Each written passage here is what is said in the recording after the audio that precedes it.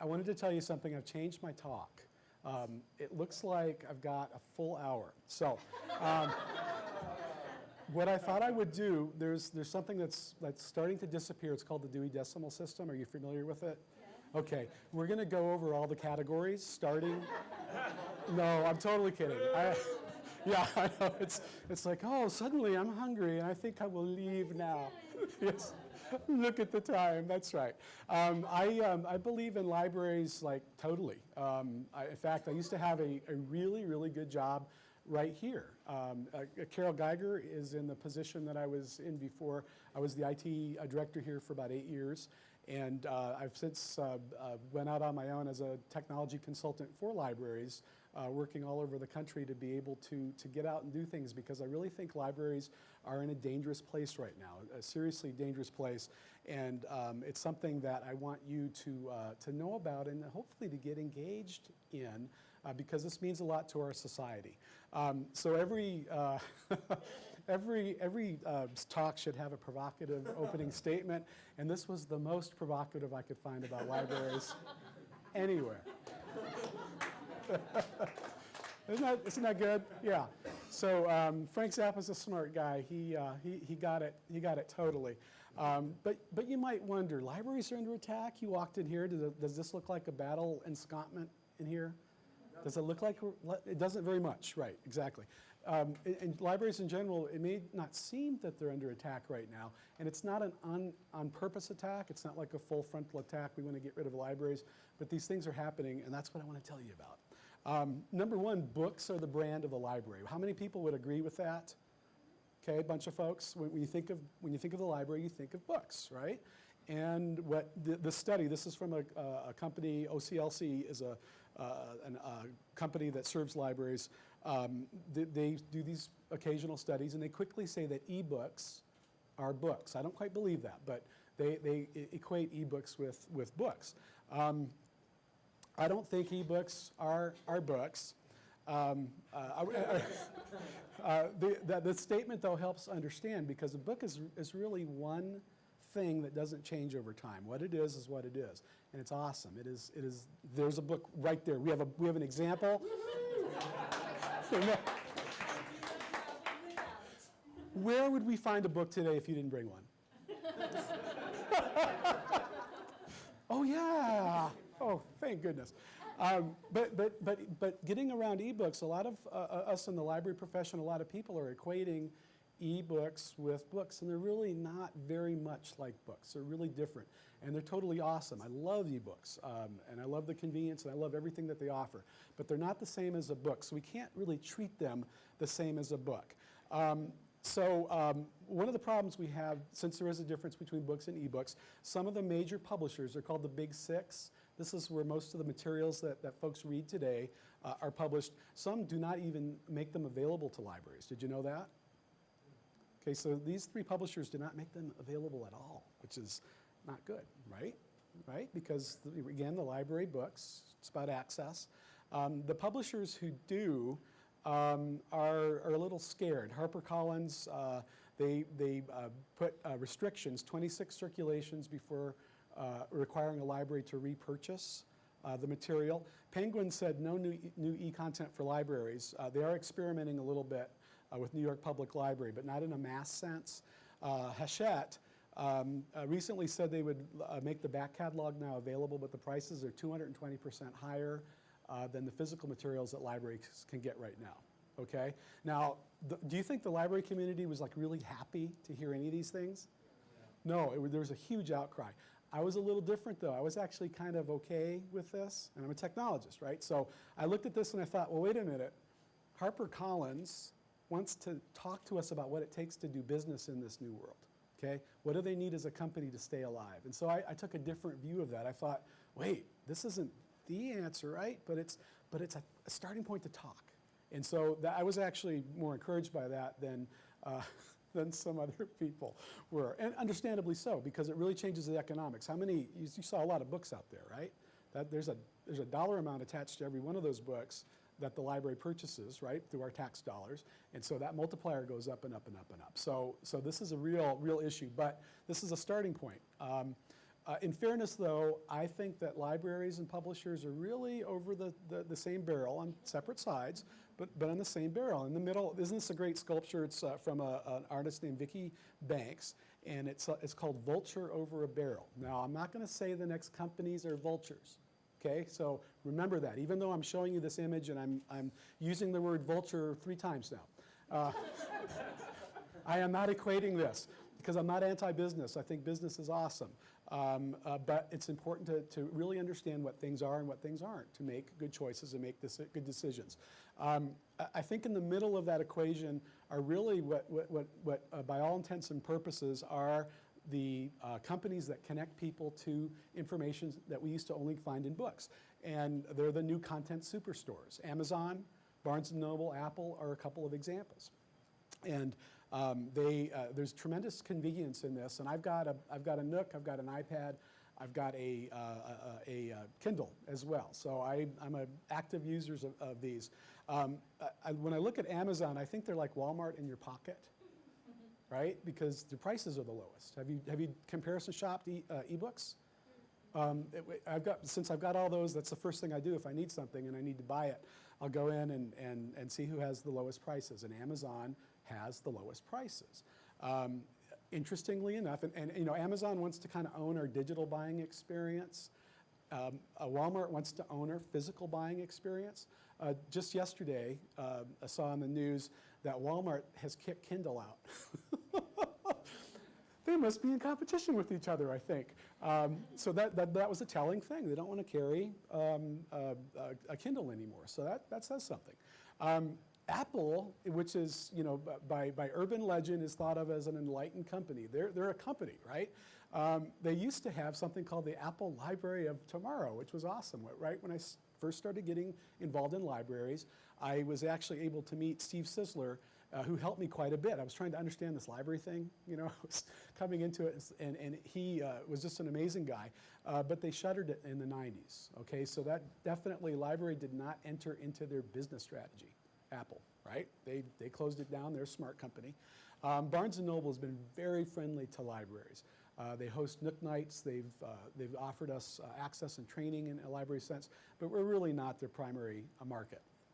Others are getting into the game. This is a brand new slide. TED has a new app, and it's really, really cool. This is really aimed at folks who don't have a publishing contract.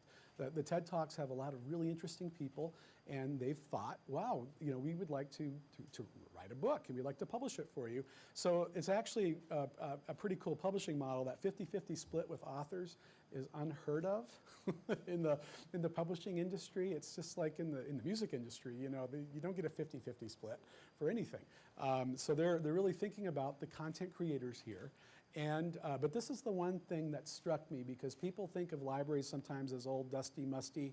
Okay, download the app and help us reinvent the future of reading. That came from the TED announcement of the TED app. So tell me, is reading hot? Yeah, reading's really, really hot, because otherwise we wouldn't be seeing all this action in the community around owning reading. So what we do in libraries is awesome. But we don't think of it in terms of business. Isn't that cute? Isn't that cute? I love that little, and I'm going to tell you an awful story to associate with that image. And I'm sorry to do this, but it's true. It's true. I was the caboose of the family. I came around the fifth of 5 kids, and my brothers and sisters were children of the 50s. And one of the traditions back then around Easter time was to buy baby chicks, okay? Which, you know, I don't know if that was a good idea or not. We had bunnies at our house one year. It was horrible. Because, you know, you don't just get one bunny. Somehow they're like tribbles. They're like tribbles. I think they're the inspiration for tribbles. But anyway, I digress. My sister really loved her baby chick, really loved. And she cuddled it, and she hugged it, and yeah. Next thing you know, she smothered it to death. This is what a lot of city governments do to their libraries. They love their library. They love it. They love it so much, but they starve it to death. They start with funding. And for good reason, because there's a lot of competition for those tax dollars. And the library is usually at the end of the chain in line for those tax dollars. Police and fire are important things in our community. They're hugely important. It's not an either or. This is really a problem that we don't have in Fort Collins. And do you know why? Because we formed a library district here thanks to your vote, because we were having the same problem here. When I was at the library, that was one of our major initiatives, was to go to the public and say, guess what? We're going to have problems keeping up if we can't separate. And the city is going to have problems supporting us. And so this is what happens. But in a lot of cities, they're not as cooperative as here in Fort Collins. And so what they'll do is they won't let go of the library because they love it so much. Ouch. Okay, that's not good. These are things that are in society. So you might wonder, okay, so we get it. You love libraries. What does that mean to me? What's really, really at stake? And I'll tell you, this is what scares me the most. The public good served by libraries is not just a cool thing, but it's essential in the digital age, and I'll tell you why. How many people trust, this is a question, we don't really trust most of the folks that we get our information from, yet we do business with them all the time, and we do it a lot. So how many people completely trust Amazon, Barnes & Noble, Verizon? Okay, I don't see any hands shooting up, and I never have. I've never seen anyone say that. This is a big deal because libraries are publicly funded good, providing information for everyone in the community at no direct cost. It's like a prepaid service through our taxes. We agreed to tax ourselves for this. So there's not a dollar relationship between someone coming in and getting information and the information they receive, because that does have an influence, right, on the other information providers. There's this pay relationship. That's not here in the library. And this is something precious because I can't imagine any startup like going on Kickstarter and saying, hey, guess what? We want to serve the public good and not necessarily make money. We're just going to spend it. What do you think? I don't think so. But we have them because this separation of commerce to access is really, really important. And again, it's not being done anywhere else. And this guy gets it. Does anyone know who this is? It looks so much like Keith Richards. It is Keith Richards. Look at what he's surrounded by. He's just chilling in his home library, right? And he's got an awesome guitar too. I love that thing.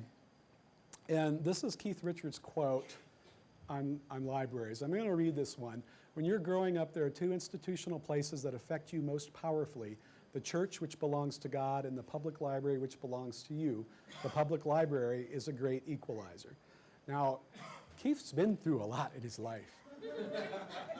Some people are surprised that he can put two sentences together after everything he's been through. Okay, so despite that, I think he's like a really smart guy. He's in the Rolling Stones. And they've done quite well for themselves, those young lads. But to say this obviously affected him as a young person. And when I look at this quote, I don't look at this as anti-faith for anybody. What I look at this as is there's a place where I can go as a person where nobody has a vested interest in swaying me one way or another. They have a vested interest in helping me seek what I'm looking for in terms of knowledge. And that's incredibly powerful. And I can tell you that's the ethic that you see in folks that are coming into the library profession. They want to help you. They want to help you. That's why they're here. That's why they make such paltry money. Because it's not about the money. It is about the service that they provide to the community. This is extremely valuable and not found anywhere else. Now, getting back to some of the problems we're having with ebooks, for instance, there's not very many ebook options in the world for libraries. I told you some publishers don't even sell. Well, it's even worse than that. We only have like one predominant provider of ebooks. It's this company called Overdrive. So if you've got a library card and you download books from the Poudre River Public Library District, those are coming from the Overdrive company, who's gone through a lot of flips and flies to create licensing agreements. But I've got way too many fingers on this hands to talk about the number of options libraries have to actually get materials. Okay, way too many. This is not good because we have infinite numbers of ways to get materials in other cases. I mean, some libraries circulate on the Eastern Plains. They actually circulate cake pans. This is in Burlington, which is awesome, right? It's reflective of what the community wants to do. So you can go to a lot of places to get cake pans. You don't license a cake pan. You know, you can buy it. In this case, there's just not enough. Now, there's another move that's going on. The do-it-yourself movement has applied to libraries, and we have a library here in Colorado, or actually a lot of folks, who are trying to be the library as publisher. So the library buying the necessary technology infrastructure to deliver this and to provide ebooks to patrons via their own technology structures. Now, what's interesting about this is that the idea is awesome, and I love the idea, and I think any library that can afford it, should take a look at it. But the qualifier is that they can afford it. I'm also just completed a study for the state of Arizona looking at the actual costs of doing this. I won't share those publicly, but they're not inexpensive, either in the work that's required to put up the infrastructure for publishing, as well as the stuff that it takes to cultivate it and get it in. So the costs are expensive. The technology is complex, and it's not something libraries usually do. And the kicker is the content. Now, you saw that the main content, the big six publishers, some of them aren't even playing ball with the big leagues, right? So the type of content that we're able to get is typically not things that we would normally buy. We would not normally go out and choose it for patrons. So it's kind of problematic. So you might hear about this. It sounds awesome. It could be awesome maybe someday. It's not quite awesome yet. So what's so great about libraries? Why should you even care about this? Libraries care about you. They care about your right to access information confidentially. I tried to make that too hard to say. By culture and by statute. So we've got laws that protect you here in Colorado, the confidentiality of your relationship to the library and the types of information that you check out, which is really, really cool. But I can tell you culturally that librarians, everyone who works in a library, is a watchdog about this. They really care about that. Okay, so most places, again, providing information, they want you to trade your personal information to be used in other ways, and we willingly do that, and sometimes it's a great deal. Libraries are not about that, and you would be quite surprised at the sorts of things libraries do to block that access from outside entities. I've had calls right when my office was upstairs. I would have calls from law enforcement, excellent people to work with, and I would have to tell them I cannot release the information that you're asking for unless you give me a court order. I need that before I can release that information, because our first service is to our patron who walks in.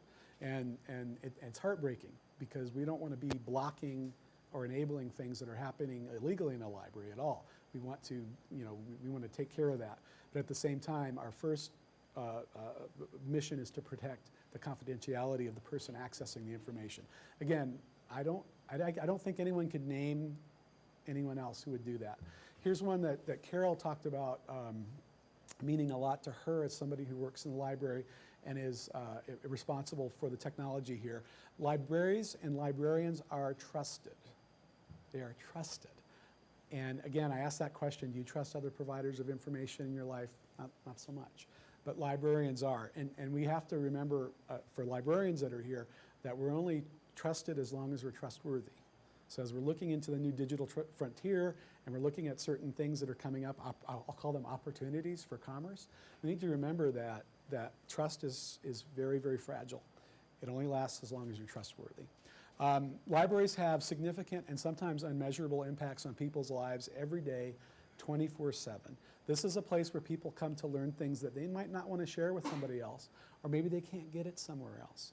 People become enlightened by, delighted by something beautiful that they read, or by finding the information that helps them solve a problem. It's all in here, and because of this confidentiality, we don't dig into that very much on the library side, because that's not our business. Our business is to hook people up, not to get in there, not to get into that chain unless we're invited in for deeper information. This is so hard to measure.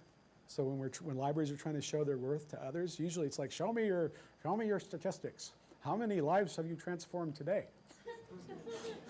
it's like, well, lots, but we can't show you, we don't collect that. Wait a minute, we're not on the same page. Libraries serve communities in times of crisis. Pooter, during the High Park fire, these are pictures of, and they were actually busy with patrons. These were the ones that were, as they were getting set up. The Pooter Library District set up these stations for victims who were displaced so that they could have internet access and access to resources. This is things libraries do, and we're doing them right here in Fort Collins. Libraries are a community anchor and an economic anchor as well. In our example here in Fort Collins, take a look at the, oh my gosh, it skipped my mind. Our Council Tree Branch Library, as part of the business development out there. It's a busy hopping place. I don't know if you ever walked in there, but it's incredibly busy, and it's something that helps the economy by being a place for people to come and gather. The libraries, though, are also asking themselves questions. We're going through a lot of self-searching if we're smart. Some people are trying to duck and saying, I think if we just duck, it'll be over. And that's a bad strategy because, it's just not going to work. This is probably the worst question. If libraries didn't exist, would we invent them today? What do you think? Yes. You think so? Well, people are doing like the tool library is like something that's Good point. developed in the last couple of years. Yeah. Tool library and the bike library? The bike library. Okay. So we're inventing new libraries. Do you think we would invent a publicly funded library? Like we have, because taxes pay for this building, right? Well, so do you think? City taxes pay for the bike library too? Yeah. Okay, so you say yes. You say yes. At least maybe. At least maybe. Okay, that's good. So how about others? Does anyone else think we would invent public libraries right now? You don't think so? No. And why is that? Because everything's on the internet. Because everything's on the internet. Okay. The reason So that you perception. go to a library, you can usually find from home when you're. That is a perception that scared me as well. Yes, because that is what you're saying is a perception. It's not true completely. Well, almost everything's available on the internet, but the good stuff costs money. But the perception, though, of the general public is that everything is available on the internet, and so that's something we struggle with. So thank you actually for taking both sides of that question, because that's something that libraries are struggling with in that very same way. What is a library's mission in the age of information? That's something that we really, really have to look at, because I'm not sure that libraries always understand the differences between form and function. We really understand the physical book and moving it around. We're really good at that. We're experts. And after a while, that became like the point of what we did. So when new technologies came in where that information is in different wrappers, like the internet, we're not sure what to do with it. We have sources that we don't buy that we're not integrating really well into the discovery of information. Like archive.org is a perfect example. It has what's called primary source material, and the teachers in here know exactly what I mean by primary source material. That means it's the stuff. It's like the gold mine.